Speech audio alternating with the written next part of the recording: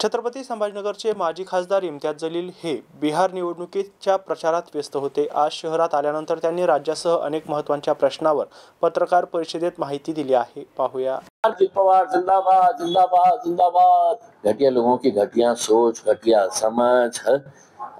नमाज 2 मिनट के लिए होती है, उसके अंदर नमाज पढ़ रहे हैं, इसमें कोई नहीं है। इलेक्शन के वक्त में देखिए, ये जैसे राणे टाइप के जो लोग हैं ना, वो कर्नाटक में भी है, वो दिल्ली में भी है।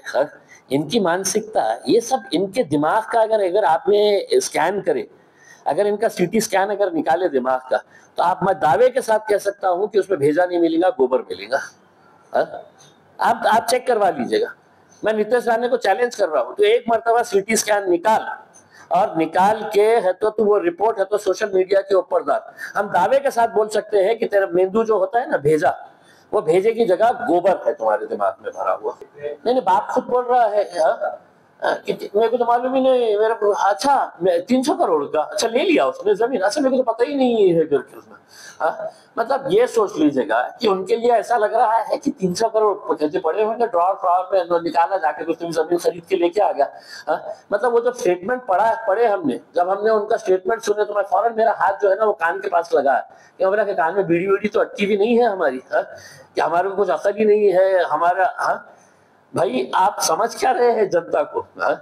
आप देखिएगा, सरकार में बैठे हुए लोग, ये यहाँ के एक मंत्री है संजय सिरसाट साहब, उनके घर में उनके बेडरूम के पास इतना बड़ा बैग मिला, उसमें मेरे को नोटा दिख रहे, पत्रकारों को नोटा दिख रहे, और ने बोला नहीं कपड़े हैं करके।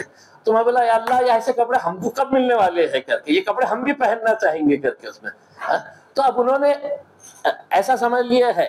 दादा बोले मेरे पता ही नहीं, मला माहितच नाही, काही काय झालं, कधी झालं मला माहितच नाही, 3 महिन्यापूर्वी मला असं। तर असे प्रकार, ये जो ऐसे जो मामला थे ना, उसमें सिर्फ एक निकला है। इनके मंत्रियों को अगर एक को अगर खंगा लेंगे, तो हर एक के ऐसे प्रकरण निकलेंगे उसमें, हर एक के प्रकरण निकलेंगे।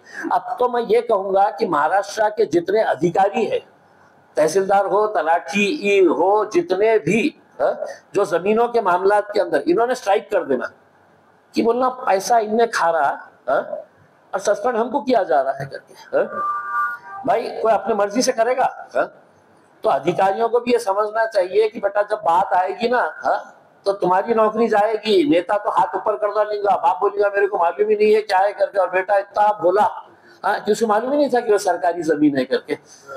500 रुपये में इन्होंने लिए। ये हमारे भुमरे साहब ने कितने में लिए थे वो? हिबानामा करके, वो भी 500-200 रुपए की बॉन्ड पेपर था ना उसके अंदर। 500 रुपए की बॉन्ड पेपर था ना, तो उस पर ले लिया।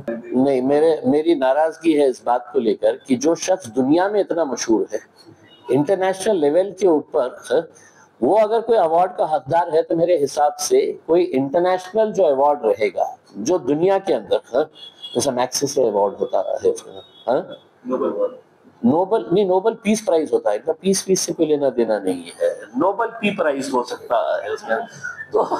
तो इनको ये संसद रत्न क्या है? इन्होंने जिस दिन चुन के आ गए थे, तो मेरी नजर में तो उसी दिन रत्न हो गए थे।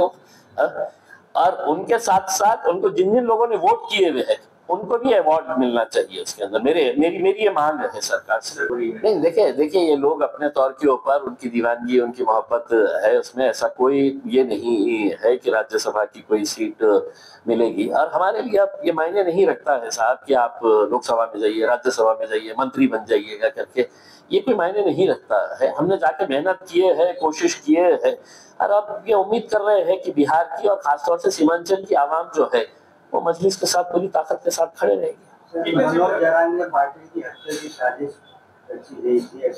ये मैंने कुछ पढ़ा है इसके बारे में, लेकिन चूंकि मुझे बहुत ज्यादा जानकारी नहीं है, मैं बिहार में था, तो इसके बारे में पूरा पढ़ने के बाद मैं कमेंट कर सकता हूँ। चूंकि मैं है तो इस बारे में कि वो उसके अंदर कितनी सच्चाई है, क्या है करके, मैं चूंकि बिहार में था और मुझे बिल्कुल मौका नहीं मिला है, तो भाई एक समाज का लीडर तो बन के उभरा है वो, अपने समाज की लड़ाई लड़ तो रहा है उसमें, यकीनन हर इंसान की जान की सुरक्षा जो है वो सरकार ने लेनी चाहिए, हिफाजत करनी चाहिए उसके अंदर।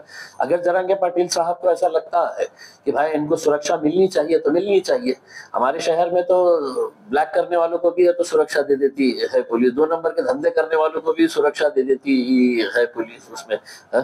तो इतना बड़ा आदमी जो अपने समाज के लिए लड़ रहा है, उसको सुरक्षा अगर मिलनी चाहिए तो मिलनी चाहिए। नहीं, मैं बिहार के अंदर था, मैं बिल्कुल किसी से भी मेरी बात करेंगे, देखेंगे, बात करेंगे। देखिए, मैंने है तो महाराष्ट्र के अंदर एक टीम तैयार किया है, हाँ? और वही टीम पूरा इख्तियार उनके पास दिया गया है, हाँ? कि आपको एक लीडरशिप अगर डेवलप करना है तो उनके ऊपर एक जिम्मेदारियां भी देना पड़ेगा, हाँ? और जिम्मेदारियां पूरी ताकत के साथ देना पड़ेगा, सिर्फ कागज के ऊपर नहीं है इसमें। तो मैंने एक चैलेंज इनके ऊपर दिया हो कि भैया ये इलेक्शन जो है वो हमारी टीम लड़ाएंगी।